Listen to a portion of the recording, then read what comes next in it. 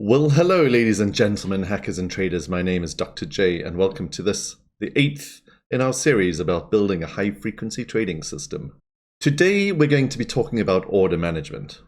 But hang on, let's use a much sexier term. So let me start again. Well, hello, ladies and gentlemen, hackers and traders. Today, we're going to be building our first algo. Yes, that's right, the algo part of algo trading. The place where actual money is made, where our machine automatically makes decisions to buy and sell stuff 24 hours a day, 7 days a week, 365 days a year. Now, I apologize that it's been almost a month since I published the last video, but I've been waiting very dutifully for the subscriber count to rise enough to justify my doing another one. And well, today's the day.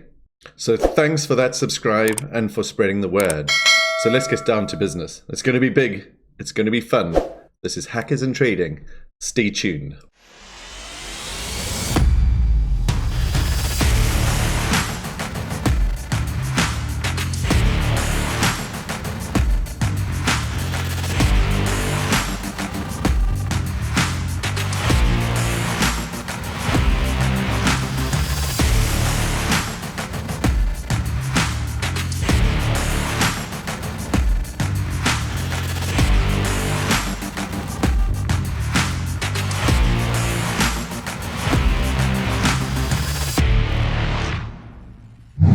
Welcome back. Recall in episode 7 that we were able to build a little AI that was able to tell us the future value of our asset a short while into the future. The way we architected this was to be continuously running a bunch of signals and combine their output values. Our machine learning made sure that this combination would be pretty good at predicting the number of basis points our asset's price would move up or down over the next short while. So what exactly can we do with this little AI's predictions? Well, the simplest thing we could do is to just be very aggressive in our approach to trading. If our little AI predicts that the asset value is going to be much higher than its current value, well, we should aggressively buy as much of that as we can now, with the hope of selling it at that higher price in the future. And if that predicted fair value is far below the current value, well, then we should be selling that asset immediately, or in markets where we can, we should be shorting that asset and then buy it back at a future date for profit. If our prediction is right most of the time, then what we're going to find is that if we hold on to our decision for a short while and then do the exact opposite trade a while later, we're going to net a neat little profit in the difference between the price that we transact now and the price that we transact later. Cha-ching! But before we dive too deeply into exactly how we're going to build this little algo, let's consider a few of the things that are going to affect how we trade and how we're going to be profitable. The first thing we need to decide is whether we're going to be aggressive at all. Remember from episode 2 that there are two types of participants in every market, the market maker and then the aggressive takers. We also need to remember from that episode that there isn't just a single price for an asset. There's the bid price and the ask price, the price at which you're able to buy something and the price at which you're able to sell something, and normally that selling price is lower than the buying price. There is always a gap between those bid and ask prices, and this is normally called the spread. The spread is generally about 1 basis point in value, depending on the granularity, the price granularity at the exchange, but sometimes in very quiet markets, the spread can actually grow quite wide, like talking 4, 5, 10 basis points. So you really have to think about that spread when doing your trading. Now, the maker is the person in the market with all the patience, the person willing to hang around all day waiting for someone to come trade with them. And in some sense, they are the people who are doing everyone a favor by hanging around. And so for their service, they're generally rewarded in a couple of ways. Firstly, to attract them in the first place, exchanges generally offer them a really good deal with the fees they have to pay for each trade they make. And secondly, well, just by the nature of their being there, they get to choose at which price they want to transact. They will wait all day if they must to trade at the price that they desire. So in some sense, if the maker is selling high at the ask price and buying low at the bid price, then in some sense they are earning at least half the spread every time they make a trade. Now the taker, on the other hand, is someone who has a sudden intense desire to immediately buy or sell something. They are not doing the world any favors, so generally they have to pay for the service, either to the exchange and or to the market makers who are actually providing them with a place to come and trade at whim. So firstly, the exchange tends to charge them much higher fees than the exchange does charge the market makers. And secondly, they only have the option to trade at the price at which a market maker is willing to trade. So this is often called crossing the spread. They are going to be buying at a higher price and selling at a lower price if you're the taker. Now remember, when that spread is large, often crossing the spread can be very expensive. If you were to buy something and immediately sell something a second later, you'd probably be losing money. So the taker has an option to decide whether they're going to be trading too far from the fair value of an asset. But even if the spread between the bid and the ask is very small, in some sense, every time a taker trades, they're paying half that spread to the market makers. So now that we've covered some of the dynamics of trading as a maker and a taker, you can see there's probably a difference in behavior, whether you're going to be an aggressive taker or whether you're going to be a passive market maker. You're going to come up with some completely different kinds of trades. Generally speaking, this channel is going to be about trading as a market maker.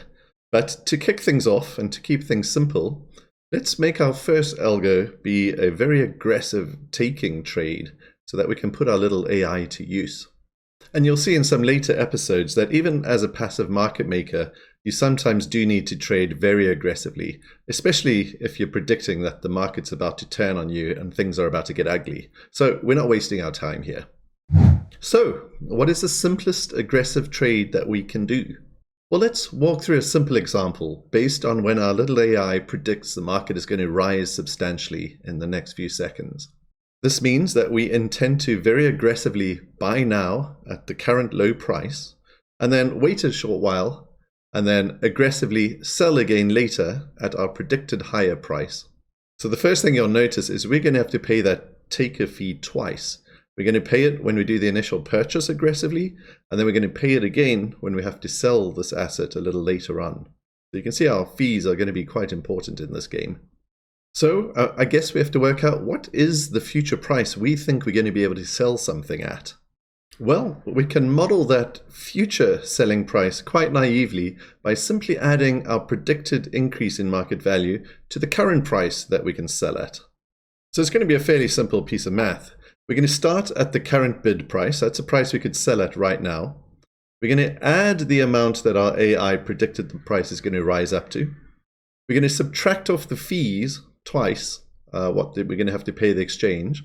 We're then going to compare that future selling price to the current buying price, which is the current ask price. And if that selling price is substantially higher than the current buying price, boom, we expect we're going to make some profit there. So boom, we aggressively place a purchase order at the current ask price. And if we are lucky enough to get the fill, well then we've bought something that we think we bought on the cheap. In the simplest of trades, once we've got our fill, we're simply going to wait a few seconds, probably in the number of seconds that our horizon was the prediction horizon from our AI. And at that future time, we're going to sell our asset at the future best bid price. And hopefully that bid price is going to be greater than what we just paid for now. Hopefully our little AI is a good little AI, and that profit that we make in the future is substantially more than enough to cover not only the spread that we had to cross, but also the trading fees. And if that profit is enough, well, we're just going to do that all day long.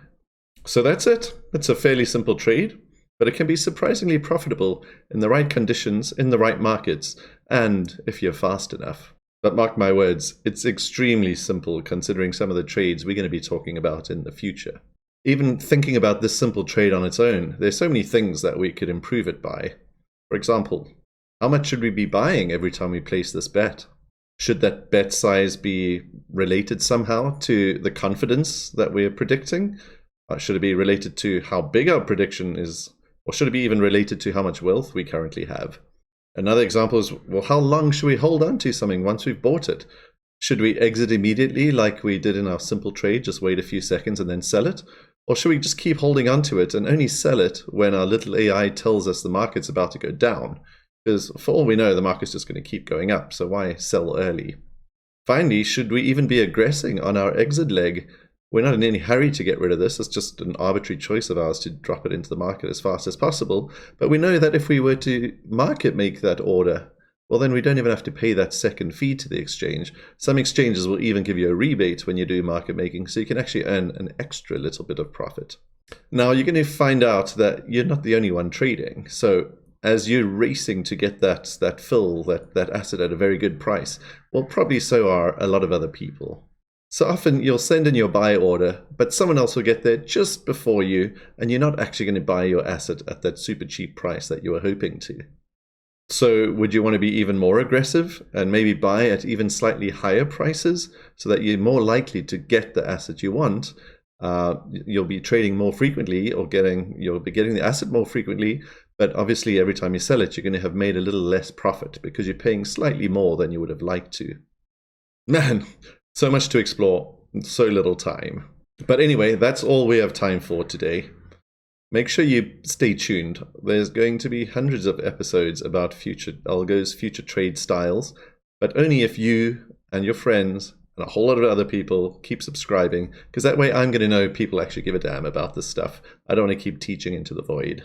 So if you haven't done so already, please hit that subscribe button, hit the like button so other people can see that you watched it right now. And most importantly, if you know anyone who might be interested in this channel, please get them to have a watch. Maybe they'll like it too, and that way we can grow even faster. And so with that, ladies and gentlemen, this is Dr. J signing out. See you next time.